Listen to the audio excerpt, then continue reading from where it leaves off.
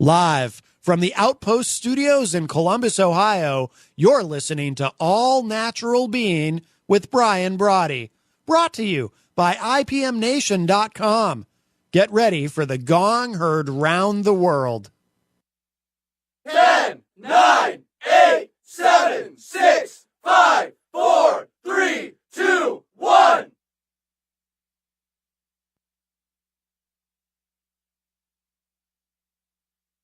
This is not a drill.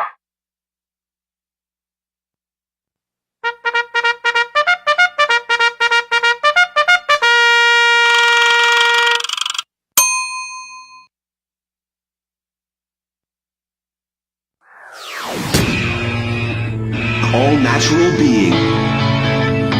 Warning, All Natural Being with Brian Brawdy is designed to shake your sense of self to the core. It's full contact psychology with an empowering twist, a philosophical loofah for your soul.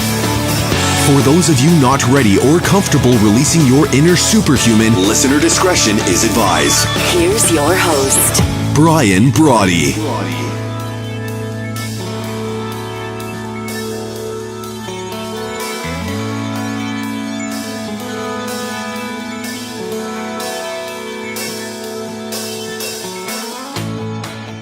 Good evening, and welcome back. Belated Merry Christmas. If I didn't get a hold of you yesterday, I hope you and your family, and as I said in a quick little video, your friends, your enemies, hope you had a very Merry Christmas. And let me see, what am I going to do to get back in that groove of everything here? I got to tell you. So we go like this, and then we go like this, and then we go like this. There we go. Belated Merry Christmas. Once again, thank you for stopping by and hanging out, for joining me for the 389th episode of the number one rate. A little bit of technical difficulty earlier, but let me do this. The gong heard round the world. I do love the song of that gong. Broadcast as it happens. Thanks to our good friends at Telestream's Wirecast, but broadcast as it happens. Live from the Transitional Radio Uplink. That's right, that's what I'm supposed to say. The Transitional Radio Uplink from Columbus, Ohio. Actually a suburb, beautiful Columbus, Ohio. Directly to IPMNation.com and multicast live on Facebook, over on allnaturalbeing.com, and in our Brian Brawdy app as well. Please remember, if you're so inclined, if you have friends that, maybe friends that are like, oh, I'd like to give that a shot, we have our little soiree rebroadcast on iTunes, iHeartRadio, now Spotify, thank you for that, YouTube, all the other usual suspects, Twitter for now. We're still working on figuring out how that's going to read out, but, let me say greetings wherever you are, here in the garden of the mortals, the labyrinth of life itself, the ups and downs, the lefts, the rights, the pivots, the swerves, the blind alleys, the cul-de-sacs. There's a lot of cul-de-sacs, but never a dead end until you actively decide to tap out. Now, it's true.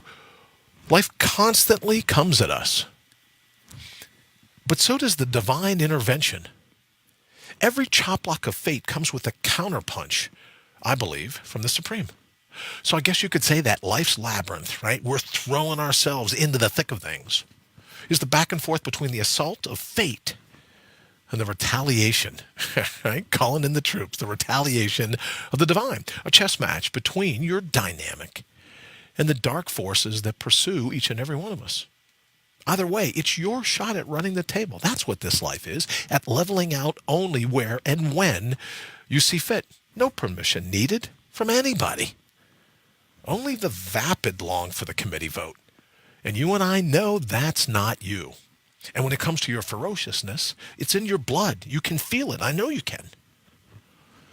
Now you just have to get your mind to remember it and embrace it and give yourself permission to deploy it whenever you need. But that's why we're here, to be your amnesia buster, to be your Fenley Blue Force, the cognitive left of bang. Throw another military term at you. Always putting your heart's highest priority top of the list, where I think it belongs.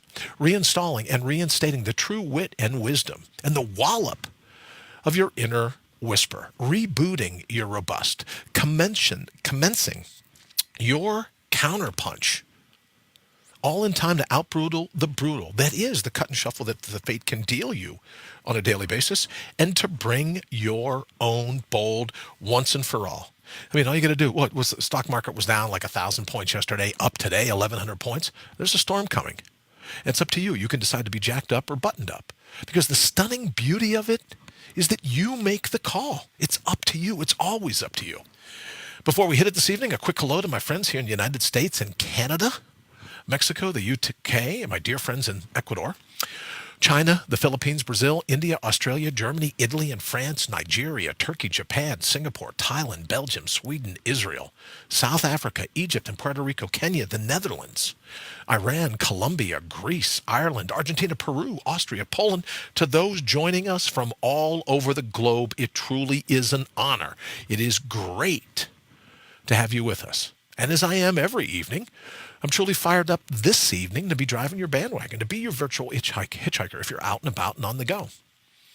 Because what I love about riding shotgun is getting to hang out with you. So what are we waiting for? A lot to talk about tonight. But ultimately, what it all boils down to is here's your opportunity to mortal up. It's time to love the way you think. It's time to be your all-natural being.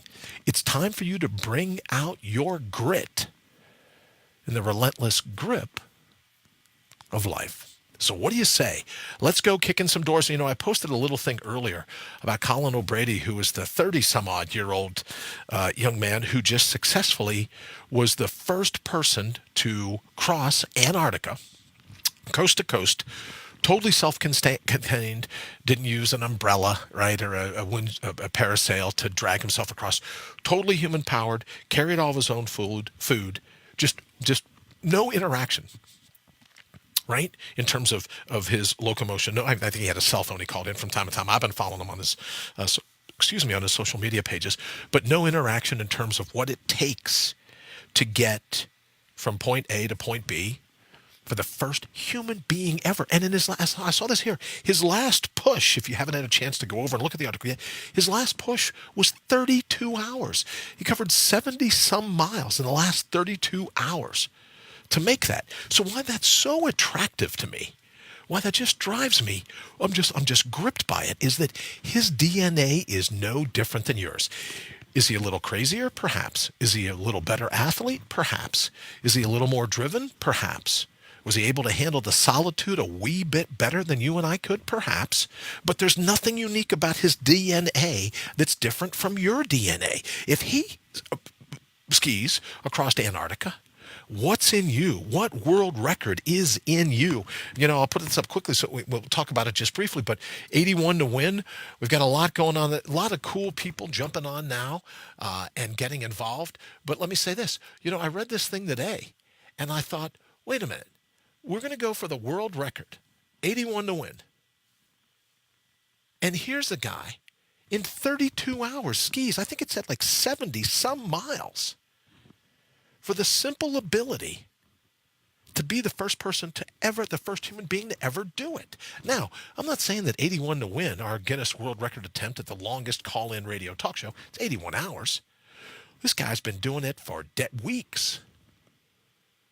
But think about what it took to keep going for 32 hours. Facing all the wind, all the snow, all the this, all the that. He was definitely confronting his demons. So I just thought I would mention that this evening because to me, that's just the definition of inspirational. And that he was able to, congratulations, I should say to him, that he was able to do it and pull it off is really, truly something amazing. Which always makes me think, what could you do if you decided to go after, if you decided to be the best that you've ever been, what could you do? Oh, and thank you very much for the Mortal Up hat. I don't know if I've mentioned this before. The back of the hat is they put the little graphic of the human brain. The front of the hat, I almost forgot and took it off. Which reminds me, I was a little bit in error when I said last week that we would be doing tonight's show, the 389th episode. We'd be doing tonight's show staple, railroad track free. But that appointment is tomorrow. So tomorrow night's show the 390th, which our good friend Lee Rowley will be in the studio shortly after that show for Copy That Speaks. But tomorrow's show, the 390th show, they will have popped the staples. They will have cleared me to be as crazy as I always am. I can't wait. So that's why we're wearing the hat tonight, just to save everyone. You know, a couple of family members that have seen the pictures of all the staples have been like, whoa, I got to look away from that. So, but thank you very much for the Mortal Up hashtag. MORTALUP. It's absolutely thrilling to have it on, so thank you for that. All right, let's hop in the thread, see what everyone's going on. Candace, good evening. Kathy, good evening. Henry, Merry Christmas to you as well. Button, click, button. Yeah, that's okay, Wayne. I'm tired. Hello. Oh, Kathy, yeah, button, click, button. Is that what you're saying you're working yourself through to return the text that I sent you 20 minutes ago, Wayne? Button, click, button. Yeah, just let me know. Henry, nice again. Nice to see you. Kathy, thank you so very much. Merry Christmas and a happy and wonderful new year to you as well. Matt, thank you so very much for your conversation today. Lee, good evening. Nice to see you, brother. Les, thank you so very much for joining us. Hope everything's going well. Nice to see you here at All Natural Being. Becky, thank you so very much for joining us. Is it Kyle, maybe, or Clee? Well, first person to Mars is still open. Just got to survive the ride. I absolutely agree with you. How fantastic would that be? Watch out, world. Here, B becomes Candace. Thank you so very much. So that was the thing that grabbed my eye today, was that, as they say, you know, you can still get to Mars if you can enjoy the trip.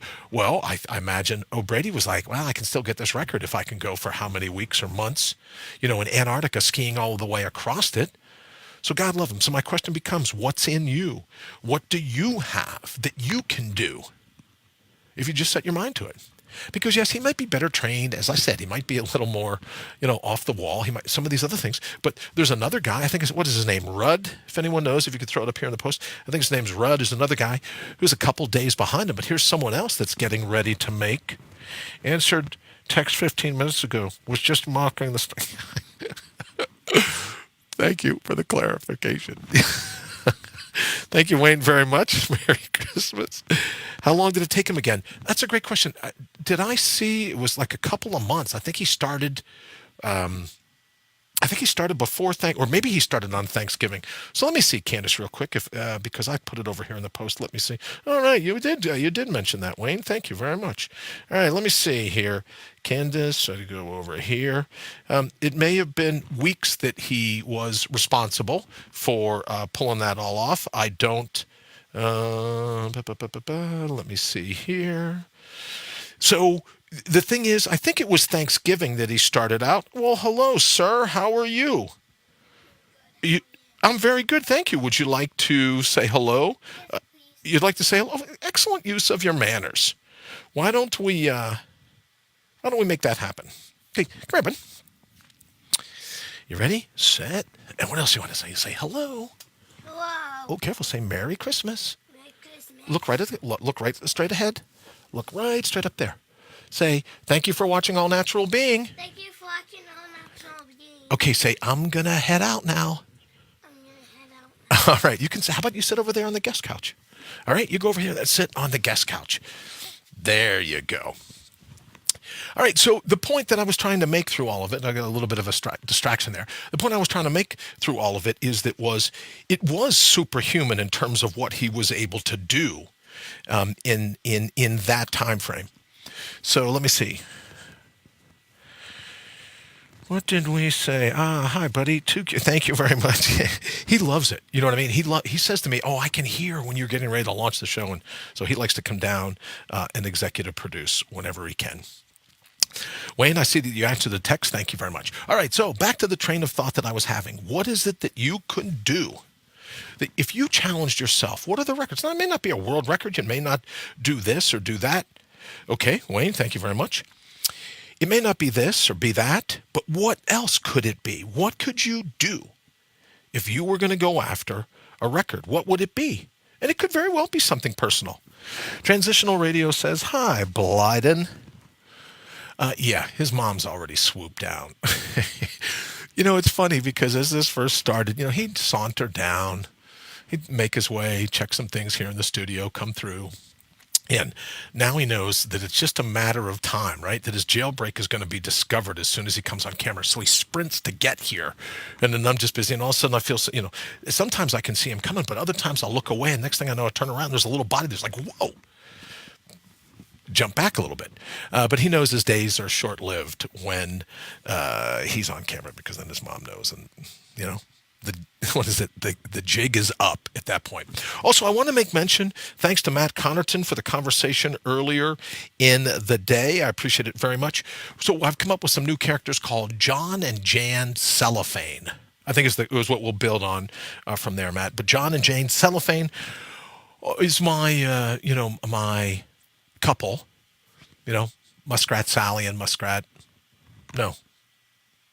Sally and I forget what it was, but in any event, Cellophane John and Cellophane Jan are the people that are easily offended, easily triggered, easily outraged, easily everything. So we're going to be building on those characters for the future, because you can't open a newspaper, a magazine, you can't turn on anything in terms of the internet or social media without someone. Thank you. Kathy, I will let him know. Yes, he's very cute. You can't turn on anything without someone being outraged or injured or triggered, or they need a safe space, they are offended, or this or that. So we'll be doing a series coming up here very shortly for John and Jan Cellophane, where they basically have balsa wood spines and everything gets through to them. Everything. Mustang Sally. Yeah, what was no, not that one, but what was the muskrat one? What were the two muskrats? The two muskrats that fall in love. One was, I can't remember, but the mind. What are you going to do? But in any event, Matt, thank you very much for that. So we'll be talking, as I said, in the future, Cellophane John and Cellophane Jan, and all the things that they do to allow themselves to be triggered. Because how horrible must it be to go through life, right, and let the words of another person derail your day, to hijack your mind. It's like letting them in. Letting them in through your front door. You're there, there's a knock on the door. You open up the door, and it's some guy, some girl, standing there with a couple cans of spray paint. And they go, hey, if you don't mind, I got spray paint here somewhere. If you don't mind, could you let us in? We'd like to spray paint some graffiti over your fireplace. Or we'd like to leave some gang symbols in spray paint on your white couch. Maybe, on the ceiling if we can. No, you wouldn't let them in to spray paint graffiti all over your house, but we'll let people in. What must it be like? What must it be like to have a mind that lets people in to spray paint graffiti on the insides? So, Matt, I thank you again. Captain and Tennille, Muskrat Love. I know, but do you remember, Henry, what were the names? Was it Sammy and Sue? Muskrat Sammy and Muskrat Sue? I can't remember. But in any event, Cellophane John and Cellophane Jan are going to be, we'll do our little skits that basically just talk about people that they're just offended by everything, no matter what you do. I was talking to my brother before. I said, you have to watch out, saying rule of thumb. There was another one. Well, you know what, Matt, if you could tell me, what was that other one about binge? I say binge thinking all the time, so that's got to be absolutely ripe for retaliation from all the political correct crews, to say binge thinking. And people go, oh, well, that's just horrible. How about people that have the disease, that makes them overeat? Well, yeah, that's why I use the term binge thinking, because it's people that overthink. It's exactly the same thing. But Matt was telling me Muskrat Susie and Muskrat Sam. Thank you, Henry. Finally, circling around, bringing some clarity to this conversation. Muskrat Susie and Muskrat Sam, right? So this is Cellophane John and Cellophane Jan, and the travails of what it must be to go through like a lit candle. Every time the wind blows, you're going to be, oh, someone almost blew out my flame. That was close, right? Where everything that another person says, you're offended, you're triggered, you're mortified, you're outraged, you're derailed, all these other things. And it's gotten to the point where you just feel so bad for these folks that you go, how did that happen? What specifically happened to allow a human mind to be that perforated? That allowed a human, we've talked about it before. Sticks and stones may break my bones, but names will never hurt me. Well, what happened? Yes, of course I will. There we go. Thank you very much. Appreciate the share. A little prayer bowl. What has happened to people whose sense of self is so compromised that the words of another can ruin their sense of self? And we got a big announcement tomorrow, one of the new programs that we'll be doing in addition to Cellophane John and Cellophane Jan, one of the new programs that's going to address just this. And I want to launch that idea tomorrow. I've talked to a couple people about it. I like the offended folks, easy to troll. Well, you know what I've said before is that only the offendable are offended. Like I had my campaign, as I said, that, I had to boycott McDonald's because I thought they were slamming mix. It was an obvious affront to Irish people. McDonald's. Every time I say the Golden Arches, I'm triggered. I need a safe space. I need a cuddly doll and like a cuddly bear and maybe some warm cocoa, something like that. Wayne says indoctrination happened. Absolutely, Wayne. Which is why I think I stand out as much as I can against political correctness. Because here's the thing. We can be outraged, we can be offended, we can be triggered, blah, blah, blah, blah, blah, right? And then there's us that can just sit around and talk about it. But this is our future. And that's why I love the fact that Henry was like, time to pop smoke, I'm out of here. I'm moving to Ecuador. But for the rest of us, you've got some of these politicians running around that go, oh, let's do this, or let's do that, or let's have this and that. Well, 20 years from now, I think our country's going to be a totally different place to live. I really do. So I think philosophically, mortal up is a great idea because who knows what the storm coming is going to bring? Who knows what's going to be released? When everyone thinks, yeah, we don't need. What was the one, all kinds of younger people now that are saying, oh, yeah, well, you're guilty until proven innocent. Or just read about what's going on in China, what's going on in Venezuela, what's going on in certain parts of Mexico, what's going on in Russia, where the governments are moving in and doing everything that they can to squelch free speech. Just look everywhere. Look at Saudi Arabia. Just look around the world and people go, oh, it never happened here. Well, it most certainly could happen here. So mortal up, it's not a political philosophy. It's just a philosophy about you being able to handle whatever it is that pops up in the moment. I find they seek attention and they believe being a bigger victim is a good thing. I absolutely agree with that.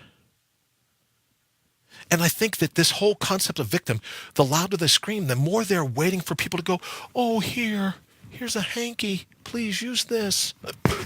Right? I think you're absolutely right.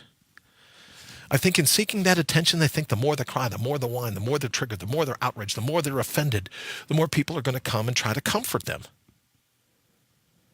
But then we end up with entire generations of people are waiting to be comforted because of, right, sticks and stones may break my bones, but names will never hurt me. So I got off on this rant, but, Cellophane John and Cellophane Jan will be dealing with that. And I bet if our characters had anything at all, I think Kyle is absolutely right.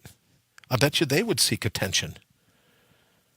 Being a bigger victim. Everything is a victimization. One of the things that I got into over the week, I called it 6 degrees of victimization. Well, someone I'm really close to whose grandparents knew the postman who brought a letter about a person that was here. And I'm going, and you're offended by that. Yeah, well, that's... and of course, this math wizard emails back to say, oh, well, no, it's actually only 3 degrees. What are you going to do? So in any event, Kathy says, I hope not. My children are raising their children right. Well, good for you, Kathy. I hope everyone is. My children are raising their children right. It's what's got me involved in this world. My grandbabies would be raised in. I absolutely agree with you, Kathy. And, I was talking to Henry about this not too long ago, that it'd be easy. No, it made sense, Kathy. I absolutely get you. It would be easy if we go, yeah, what do we care?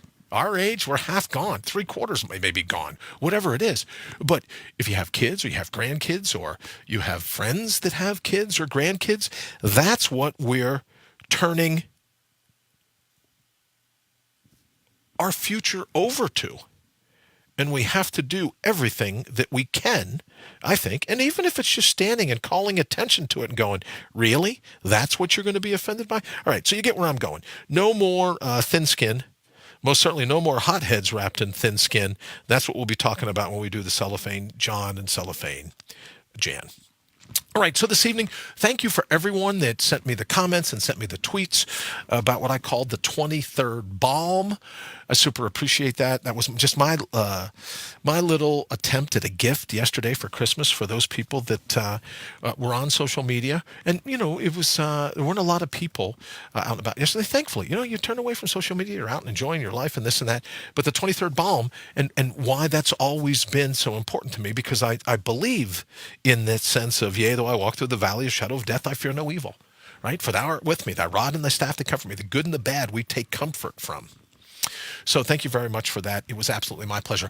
Okay, so now I wanted to make mention of the fact that as we get ready to count down the new year, we're going to be back tomorrow night. We'll do, what did I say it was going to be? Episode 390. And then tomorrow night we will do Copy That Speaks with Mr. Lee Rowley and the good folks from Sales Copy Academy, the official time sponsors here at the show. And it just dawned on me, Wayne. I think Henry and the production team at Thinking Re-envisioned, I think they're traveling this evening, if that's right, Henry. So Henry isn't going to be on at the bottom of the hour. So Wayne's probably like, oh yeah, you watch. Brian will hit his call time perfectly now that there's nothing to toss it to. Well, yes, I think I will. Candace says, I ran into such mean people shopping for Christmas. I'm thinking, wow, is this your mission? You know what's funny, Candace? And I don't want to take an opposite position because I too ran on the same thing. But here's a little bit of hope, I think. Maybe. I don't know. I was out and about running around the day, I don't know, looking for training wheels to put on a bicycle or something like that. But I was out and about and going, okay, great. And because until tomorrow I'm busy being chauffeured around. So, maybe I'm a little more aware of what's going on. But on 3 different places, I watch people hold the door for other people. Now, in doing so, Wayne says not watching the clock tonight. Gotcha, brother. In doing so, they gave up their position in line at the for the deli or fast food or Chipotle, whatever it was. I watched 3 different people in the space of an hour open the door for other people, knowing that by letting those people go first, they would bump themselves in line. And yes, Candace, I agree. There's some really mean people out and about running around. I mean, just be on the highways, right? You can see the people. You're doing 80 in a 75, and they're giving you a dirty look because they want to do 90. I get it. Henry says, I am traveling the Ecuadorian coast through January 3rd. Oh, very cool. All right. Thank you for the update. Matt, good evening again. If you're still here or not here, thank you for joining us. As always, I was just mentioning Cellophane John and Cellophane Jan, I think are going to be our new guests here on the show.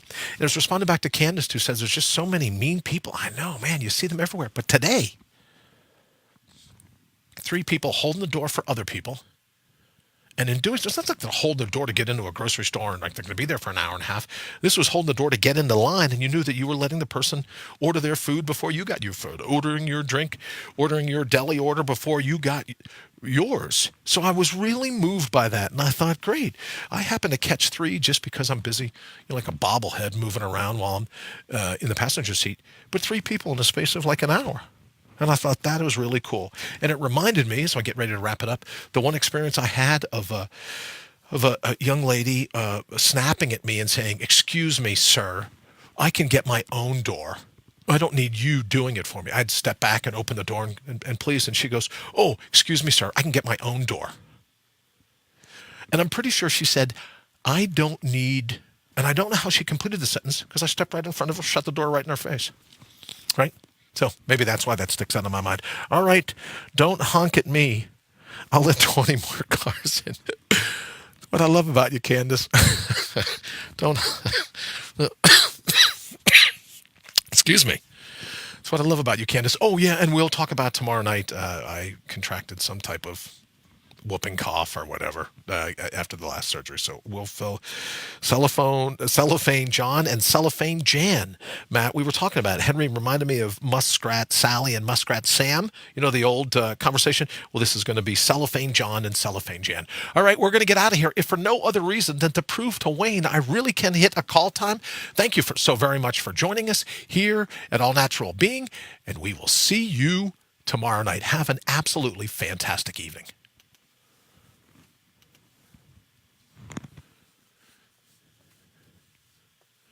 Do